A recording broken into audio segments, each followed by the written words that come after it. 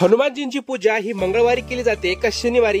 शनिवारी तर शनिदेवांची ही पूजा केली जाते। यापैकी नेमकी कोणत्या दिवशी कोणत्या देवाची पूजा केली जाते आणि ती का केली जाते, चला जाणून घेऊया। आठवड्यातील प्रत्येक दिवस हा कोणत्या ना कोणत्या देवाच्या पूजेला समर्पित असतो। त्याचप्रमाणे मंगळवार हा देखील हनुमानजींच्या पूजेसाठी शुभ मानला जातो। धार्मिक मान्यतेनुसार मंगळवारी हनुमानजी सोबत शनिदेवांची ही पूजा केली जाते। त्याचप्रमाणे शनिवारी शनिदेवांसह हनुमानजींची पूजा केली जाते। हनुमानजींची पूजा करणाऱ्या भक्तांवर शनिदेवांची कृपा सदैव राहते असं म्हणतात। पण हनुमानजींचा आणि शनिदेवांचा काय संबंध आहे?